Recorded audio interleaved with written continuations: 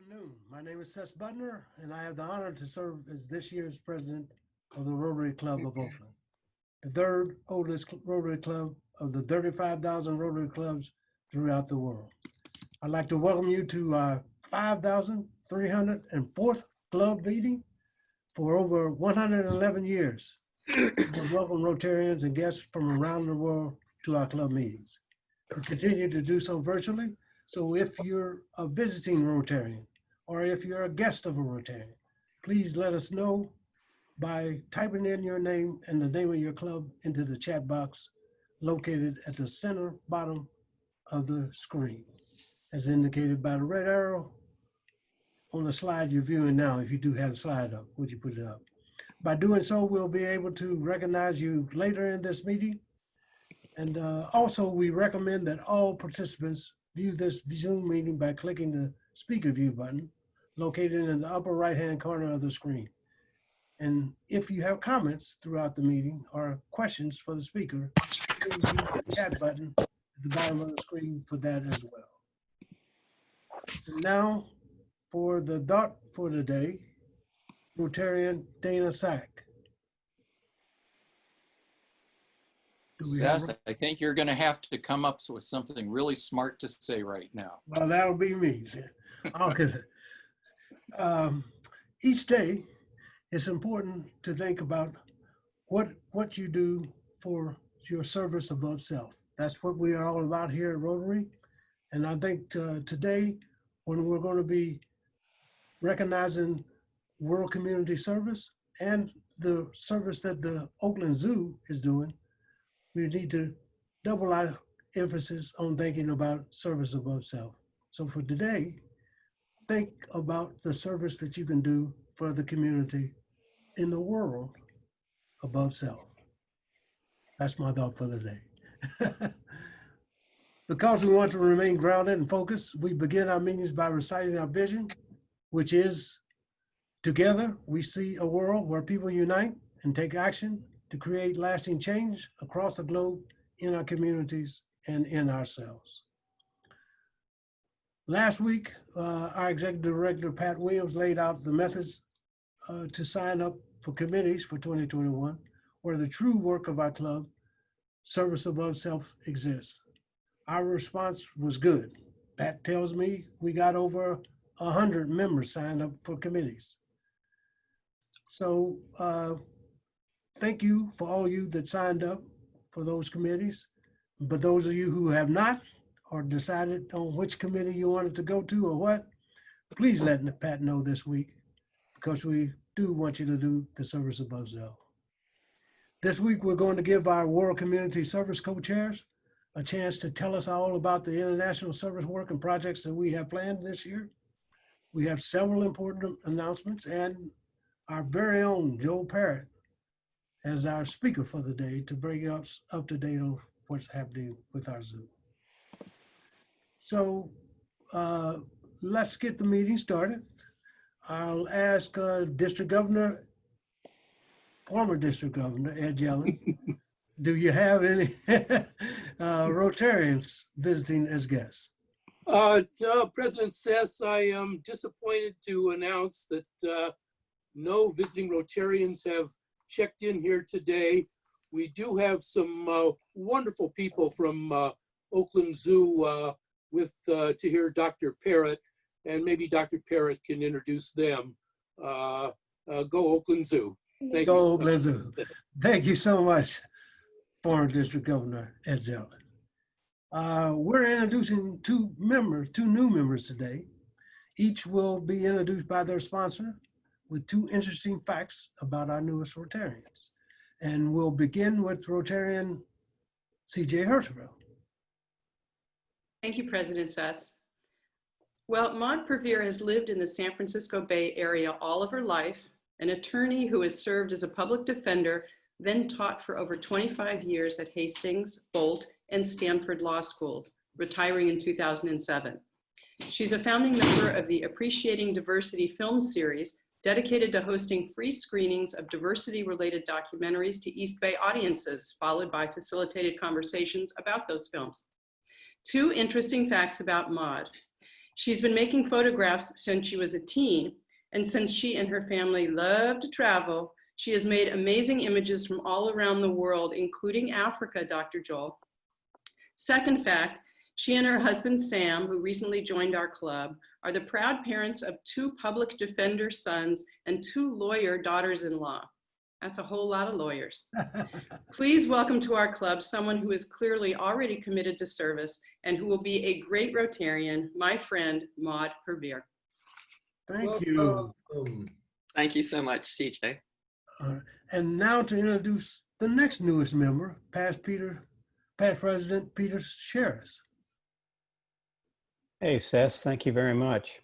So my job is to introduce David Nave, who is winning the award as the most distant inductee of the Rotary Club of Oakland. He's joining us from Israel, where he was born. David traveled widely as a child, spending 4 years in Africa, also lived in the US, and ended up studying at the University of Minnesota, getting a PhD and an MBA. In 1992, he was invited to lead the development of Bayer Biotech Center in Berkeley. And after 15 years and $700 million, he retired as Bayer's chief technical officer. He's married to Lily. He has 2 grown daughters and 2 grandchildren. And 2 interesting facts. David was part of the Valley of the Tears battle in the 1973 Yom Kippur War, where he was commander of one of the 100 Israeli tanks that defeated the 1,300 Syrian tanks that came over the Golan Heights. And in 1992, when he came to Berkeley, he bought the house next to us, and we first saw him when he plunged naked into his swimming pool. Hi, David. Say something. Well, welcome, David. Maud and David, we are happy that you have chosen to join us, and please know that your family and friends are always welcome to join us and to participate in our projects and events. By accepting membership, you have adopted our vision. Together we seek a world where people unite and take action to create lasting change across the globe, in our communities, and in ourselves. You also agree to conduct your affairs according to the Rotary 4-way test. 1, is it the truth? Is it fair to all concerned? Will it build goodwill and better friendships? And will it be beneficial to all concerned? You will receive your Rotary pin, and we hope that you will wear it with pride and find pleasure and fulfillment by attending meetings, participating in our service activities, practicing service above self, and by contributing to the Rotary Foundation and Oakland Rotary Endowment. You will also receive via mail the roster with 300 of your newest best friends, a Rotary Made Easy handbook, and your 4-way test. Our Centennial book, which documents 100 years of service and friendship in the 3rd oldest club in the Rotary world, Oakland number 3. Finally, when we return to live meetings, your red badge will be waiting on you, indicating your status as a new member. So now it is my pleasure, privilege, and honor to induct you as the newest members of the Rotary Club of Oakland. Let's give our newest members a warm Rotary welcome. Yay, 2 more new members. We keep them coming for next week. Past President David Stein, I understand you have a special announcement to make regarding a future program. President Ces, fellow Rotarians and guests, this is a reminder that our program on the last week in August will not be on Thursday. It will be on Tuesday, August 25th. It's a special program called Under the Magnifying Glass, Inequality in COVID-19. It's going to look at the inequities that exist in our society and have been magnified by COVID-19. We've got a great panel. There we go. We've got the right slide on the screen now. We got the nice slide. We got the right slide on the screen. We've got a great panel, so you can see the panelists there. It's really tremendous. That program is actually going to be recorded the week before. So Three important takeaways from this announcement. Takeaway 1, the program is on Tuesday, the 25th at 12:30. Takeaway 2, the program is taped. So if you have questions you'd like to put to this panel, you need to email them to me now, but no later than the 20th so I can get them to the moderator.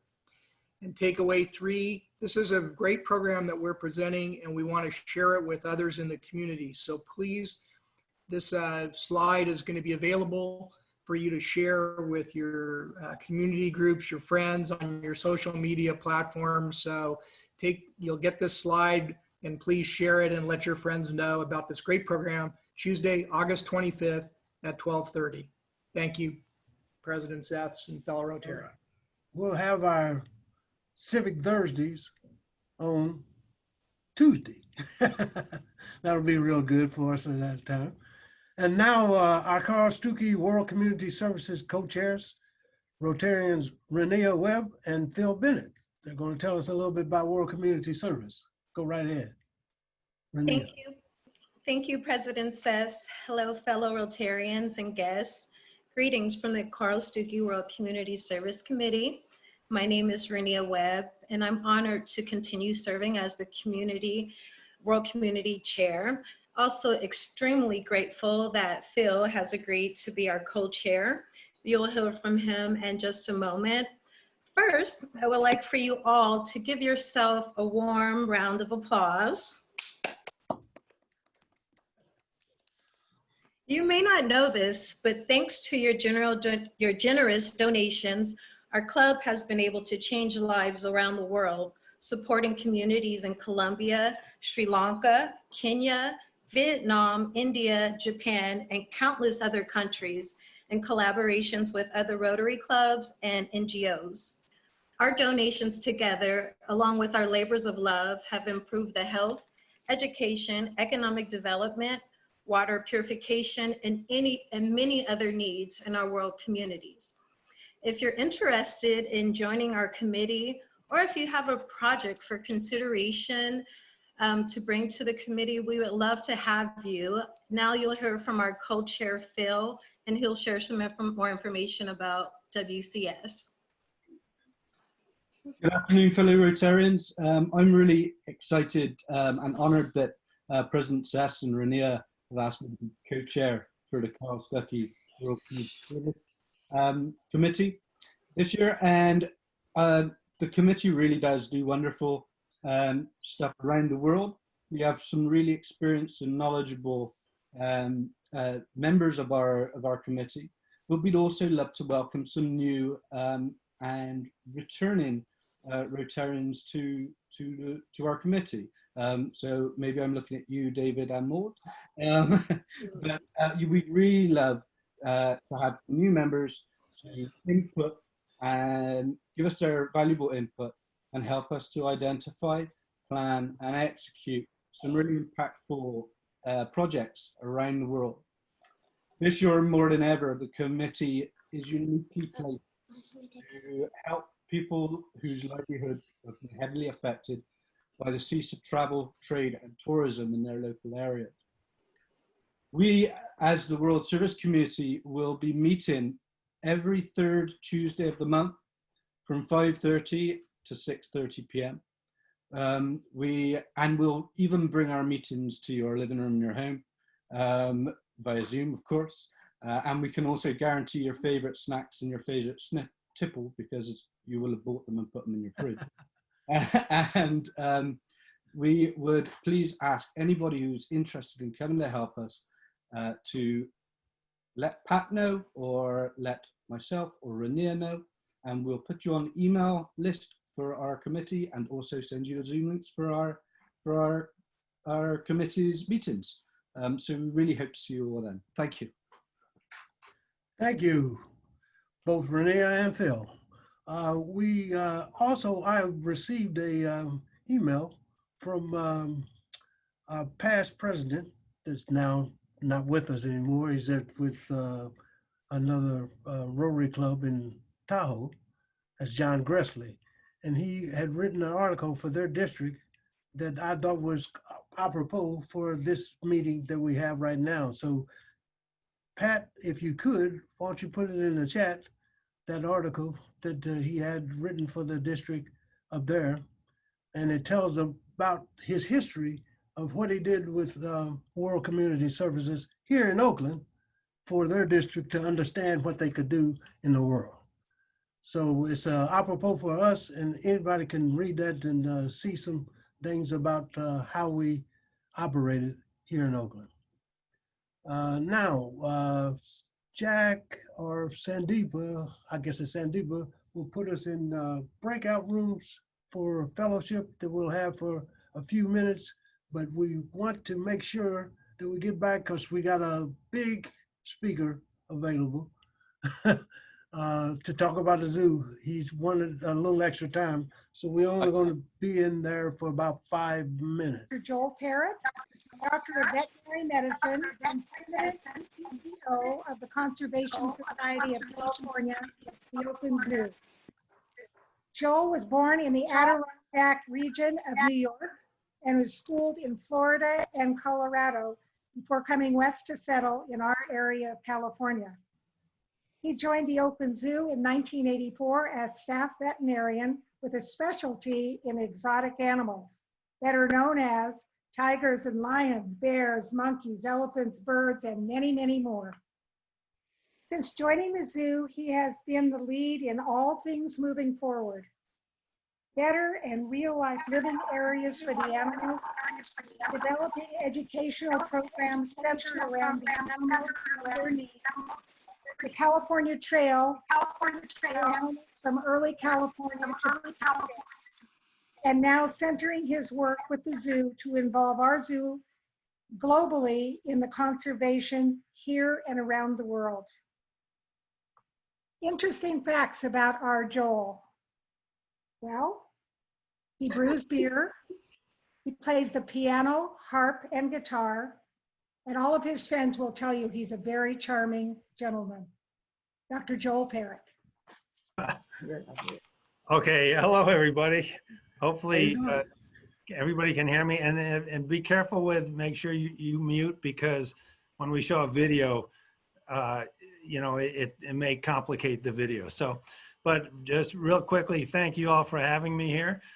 It's always an honor and a joy for me to get to speak to Oakland Rotary, that's for sure. And especially to be introduced by one of my favorite people on the planet, Carla, and she knows that she's one of my favorite people on the planet. But anyway, so it's good to be back. And what I'm going to do is go straight in quickly to a PowerPoint so that basically you'll be able to get some of the images that I think are going to be important to you.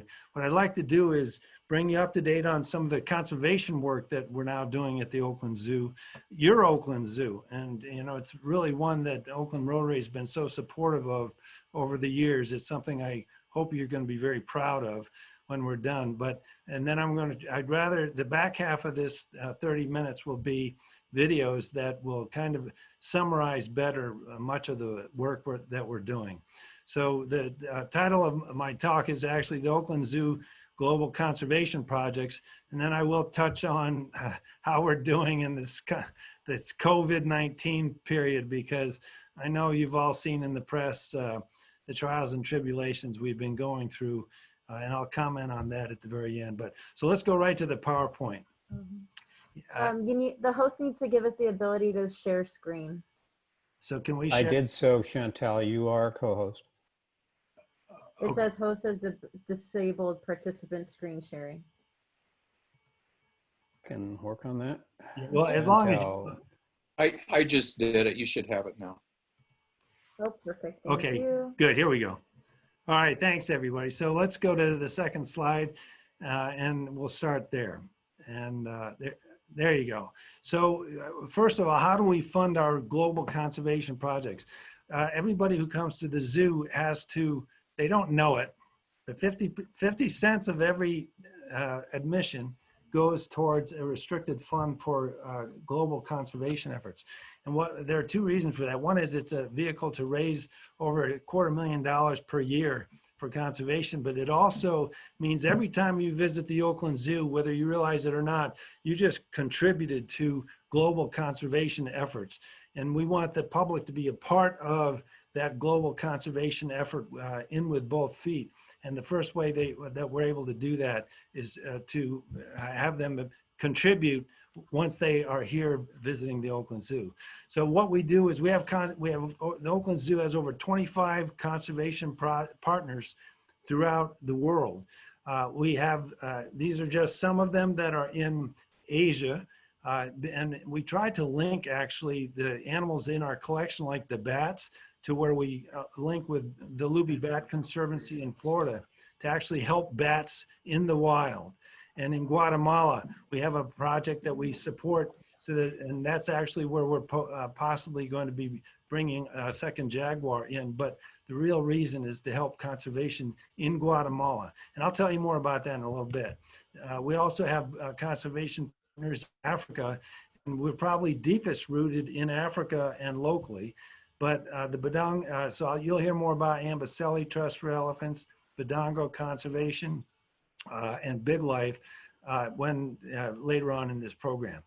So we also have projects in North America. The biggest ones are the ENI initiative, which is with the Blackfeet Indians in Western Montana. You'll see more of that.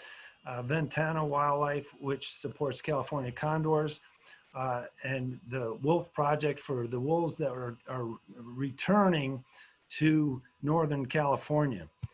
But then we also, over time, we've actually now changed the name. So the Oakland Zoo is owned by the city of Oakland, but it's managed by the nonprofit organization called the Conservation Society of California.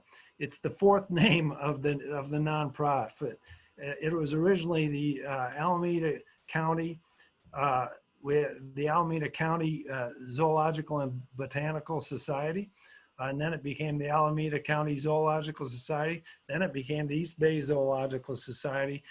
But now, to better reflect on our own self-image and our own goals and our own mission, we legally changed our name to the Conservation Society of California. So that's who manages the Oakland Zoo, but it also supports the global projects that we're involved in. Okay. And so we have both global projects, but we also have on-site projects. So some of the on-site projects may be restoration of our own Arroyo Viejo Creek, which courses through Nolan Park, but it also is involved in both regional and statewide. We have 6 different species that we actively participate in as a partner with the California Department of Fish and Wildlife. And that's both in mountain lion, in the amphibians, and the turtles, but also in the California condor. And again, you'll see more of that in a minute. So let me take it as just one example. The mountain yellow-legged frog, frogs and amphibians currently are being challenged globally by a fungal infection that infects their skin, and because they respire through their skin, it basically suffocates them. So it's called the chytrid fungus, and there's no good explanation for it because it affects both tropical amphibians and temperate species. And so is it related to global warming or not? We don't know, but we just know that this fungus sweeps through communities like the high Sierra Lakes and literally wipes them out and threatens them with extinction right here in California. So we're part of a program where those frogs, we collect the tadpoles, we raise those frogs right at the site of the Oakland Zoo for reintroduction.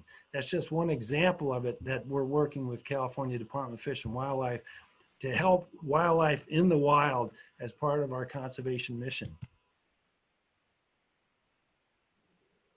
Okay, but we also do other things. You know, we advocate. We advocate for animal welfare issues, but now I'm talking about conservation. So we have a whole push to basically convince the public to, whenever possible, just don't use plastics in the first place because of the destruction plastics are doing by getting into our waterways. They do not break down, and once they make it into the ocean, the threats to wildlife in the oceans around the world. And so we've basically banned plastic containers to be sold at the zoo, and we're the only zoo in California that has done this. So you can get bottled water, but it's not in a bottle, it's in a can, because that is recyclable. And when you know that only 9% of plastics are recycled, that means that plastics are one of the greatest threats to the wildlife worldwide.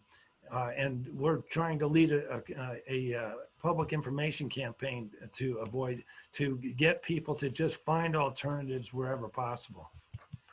Okay, so back to the animals itself. So whenever we have a species here at the zoo, we like to link to a conservation effort that's out there in the wild that can actually help wild populations of the wildlife. So everybody knows about how well known our elephant program is. So what you may not know though is through our Course for Conservation program, through special grants of donors that want us to support something like Ambacelli Trust for Elephants or Big Life, what we do is we actually support the conservation by funding rangers to help protect poaching in Kenya and Tanzania. We also have a reticulated giraffe project where we support research and monitoring of the populations of giraffe in Samburu Game Park in north central Kenya, so that they can monitor and know when they have to increase the protection for giraffe, which are also now under tremendous pressure from being poached. Okay, we've made it to the first slide, or first film. So this is one of our projects. We have chimpanzees in the zoo, so we want to support chimpanzee rangers on patrol in Budongo National Game Reserve in Uganda. And so we are right now, we are now the only zoo that supports, and we fund 4 rangers annual salaries so that they can protect the chimpanzees. So here's the first video.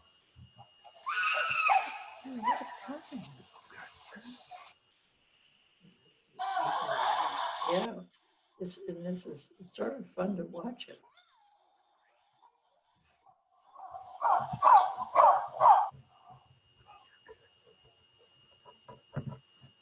So you notice the missing foot on this chimpanzee.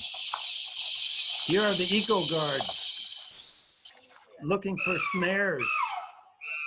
There's a snare that is put out to capture bushmeat, but it captures the chimpanzees.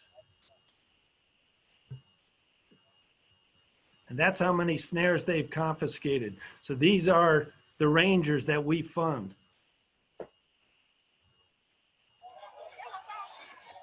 We also support the local community education programs so that they stop putting the snares out in the game park itself, in the National Reserve.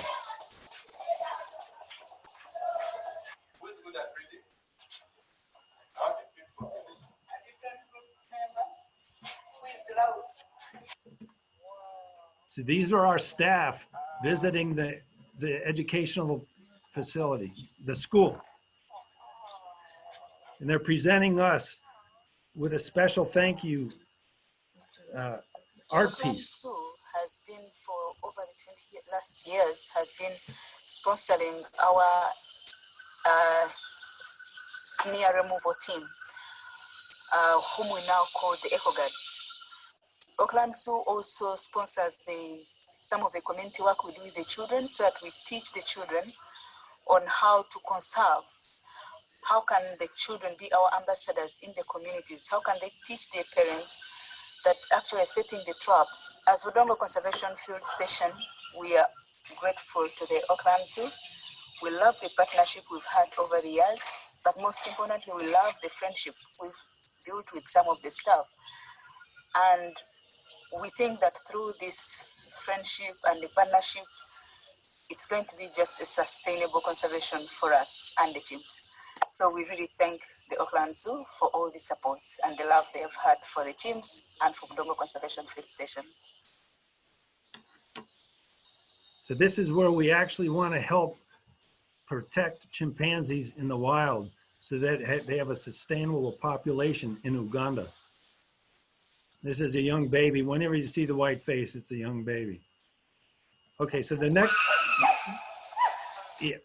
Yeah, we're going to go to the next one. So the next one is basically about our bison project, which there's a movement afoot, and we're at the leading edge of it to reintroduce bison to the American West as free-ranging wildlife, just as elk, deer, mountain lions, bison, because they were all in several states they're classified as livestock, but they should be free to roam, and this is where our calves are headed. So this is a little bit, this is a 4-minute clip that I'd like you to see that was produced by the San Diego Zoo about the Oakland Zoo.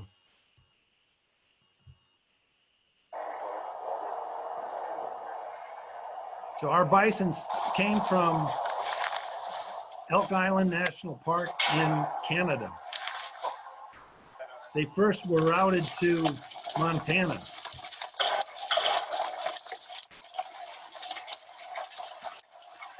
Don't do this job. The Blackfeet Indians blessed the trip when they were loaded up in Canada.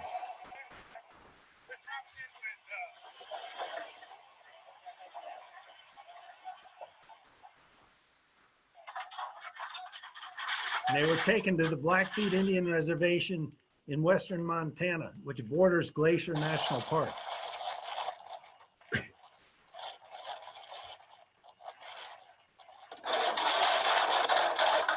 And here we are loading them up from Montana, now to come back down to Oakland, California.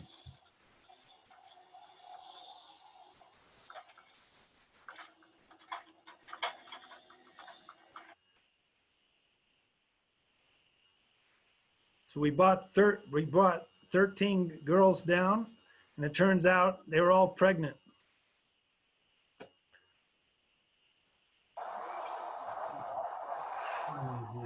So those of you who've been there, this is the bison exhibit, the buffalo exhibit for at the zoo.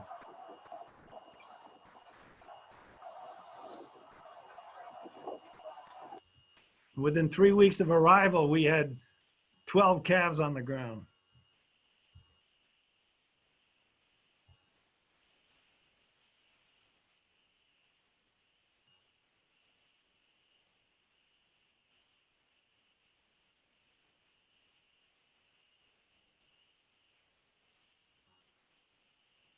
This is the setting that they have here in Oakland.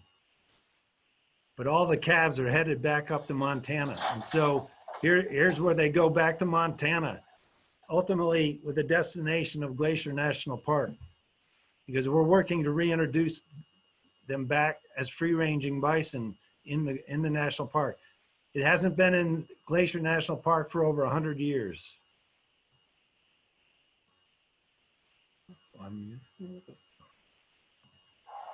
Here at the Oakland Zoo, you can meet fascinating animals from all around the world. But one of the most special animal residents is one that historically was found right in their own backyard. It's a great collaboration for us. It is connecting the people from Northern California to the Blackfeet Nation, and then also with the national parks that are up here. I think what zoos can do that are special is that we can do breeding programs and we can do education programs that reach a lot of people. And that's our primary role. The only animal in our stories, and I regret to use the name animal, they are beings. They were given to our people. It also serves as our economy. In this case, the economy of the Americas was on the backs of the buffalo, the Iini. It gave us order, it gave us law, it gave us identity, plus it gave us the environment that we exist in today.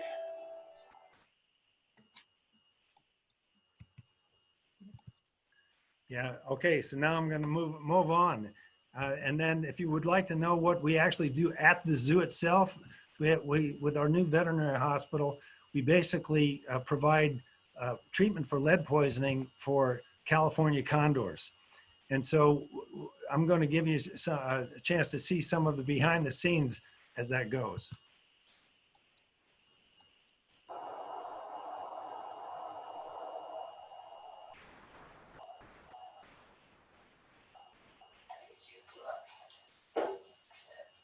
So these condors have been brought into the Oakland Zoo because hunters still use lead bullets, even though it's been banned in California. And so when a wounded animal or an animal has been shot and left, condors, being a vulture, come in and consume the lead from the open wound. And they get about 10% of them come in with high lead blood levels of lead. What we're doing here is we're treating with something that binds up that lead so that the body can excrete it. Otherwise, the lead level is toxic, and with only about 100 birds in the wild, you can imagine how important these birds are that we're treating. I haven't palpated or crop, and you guys did left side, yes.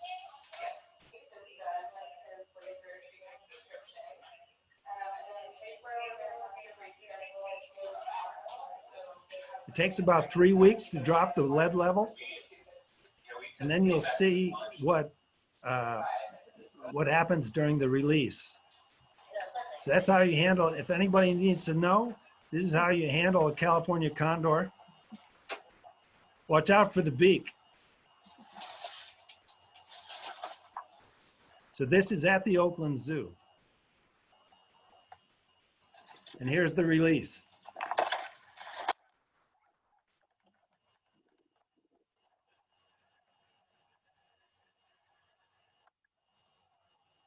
That's why we do what we do.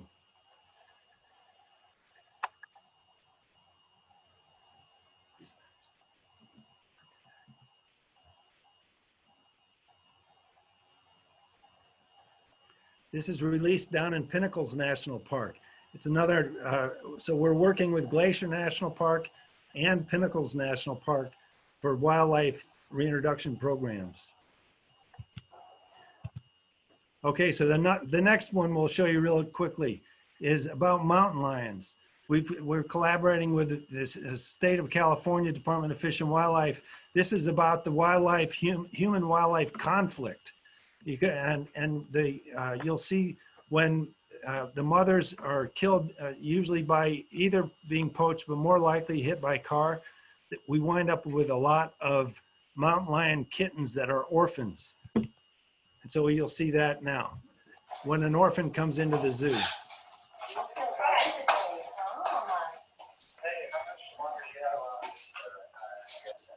Some have come in near death.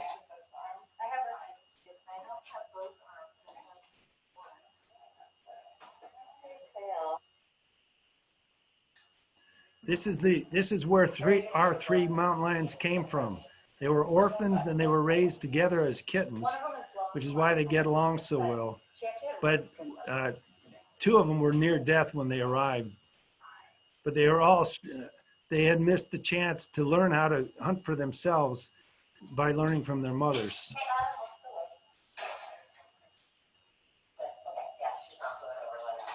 So this kitten is being rehydrated, and you'll see in a second how we then acclimate them. This kitten's under anesthesia. It doesn't look like it, but the drug, we're not just holding alive an awake kitten.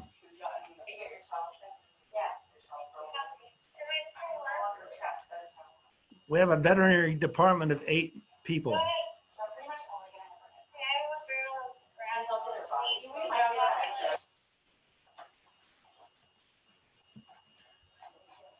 So they're carefully, after the treatment, putting it back. Once the kitten gets enough strength, we start to move it to a larger area. And then we begin the process of trying to find a home. So that's a mountain lion kitten that had been found.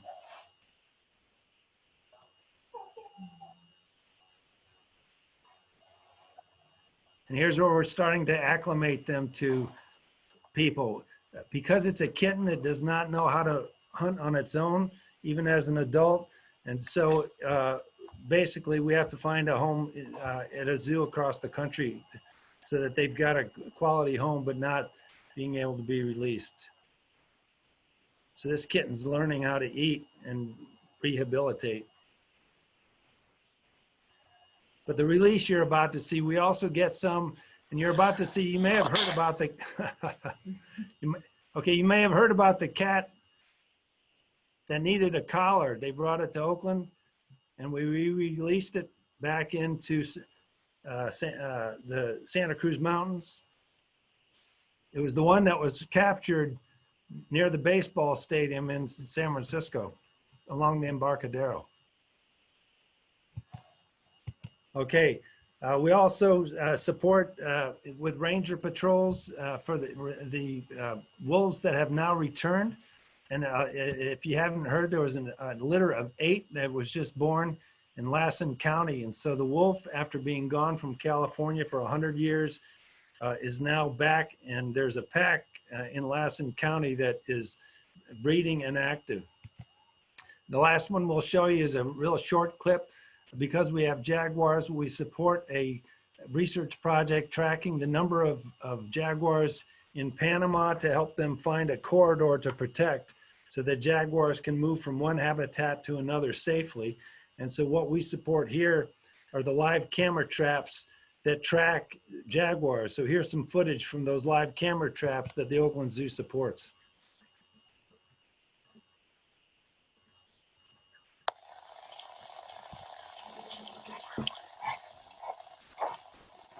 So this is a cat investigating a camera. And this is a black face jaguar in Panama.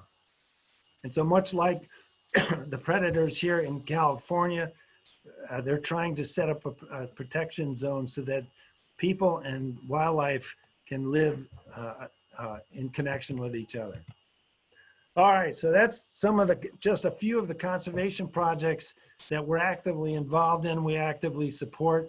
I'll kind of end this by telling you that, after all the battles we had with being able to be open, we came very close to having big trouble where we only had a reserve that allowed us another 3 months to live.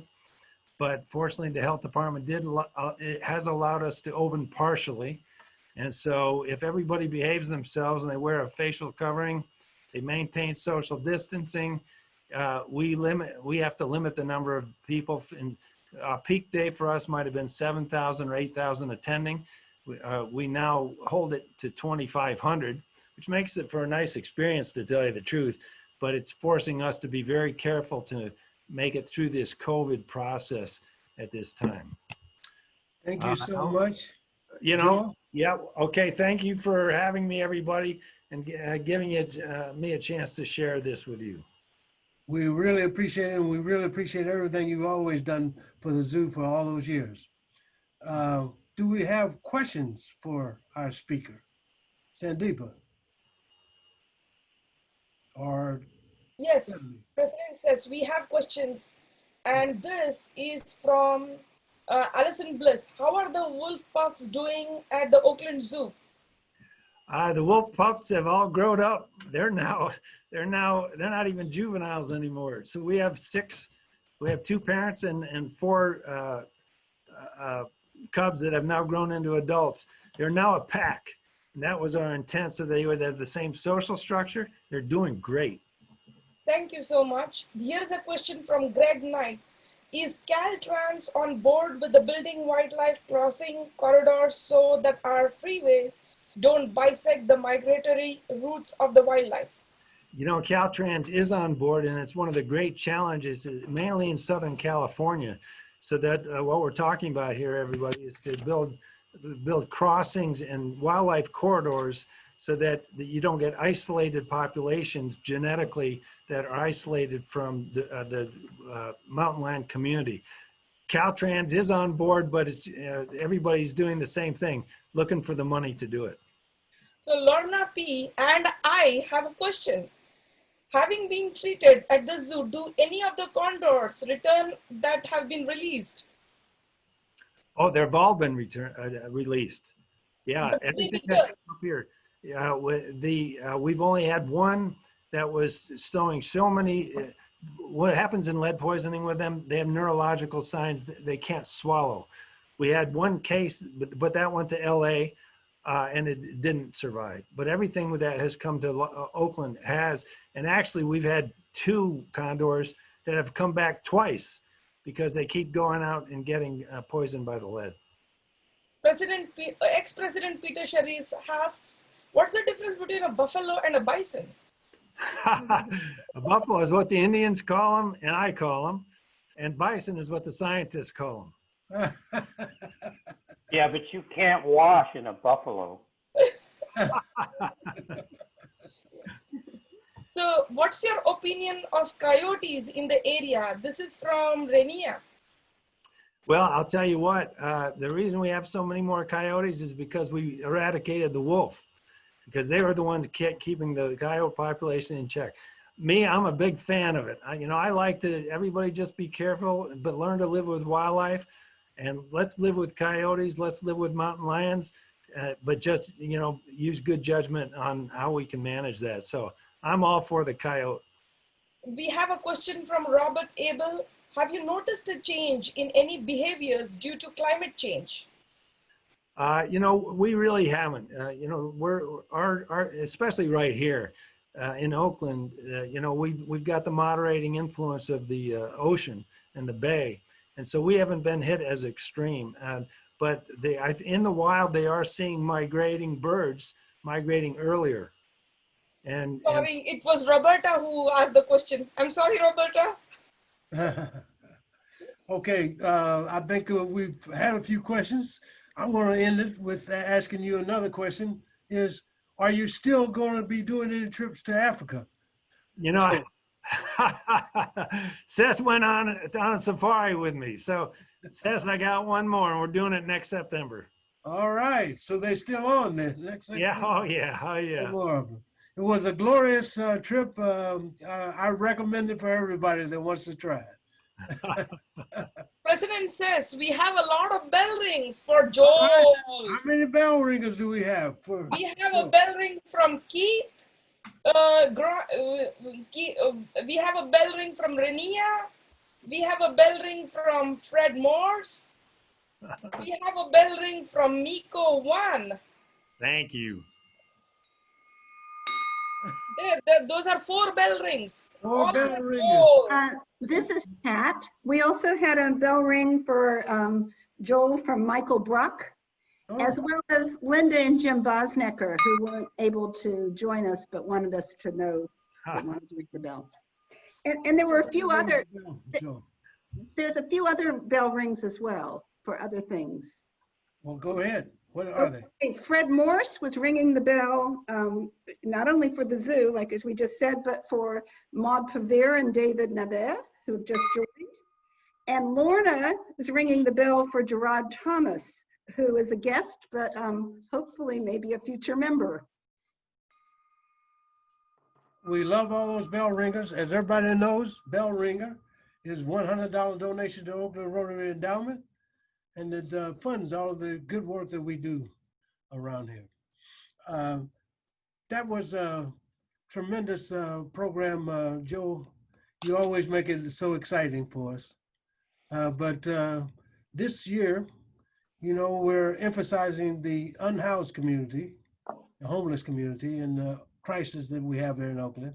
To that end, and as our gift to you for being our speaker of the day, in your honor, we are making a donation to support our unhoused residents in Oakland. Additionally, we would like to give you our centennial book, which you probably already have, which documents 100 years of service and friendship of the third oldest club in Rotary World. Thank you. All right. Thank you so much for all you do for the zoo and for the city of Oakland. Appreciate it. You bet. Thanks. Rotarian Shanna Scott, will you tell us about a very special speaker we have for next meeting? Thank you, President Ces.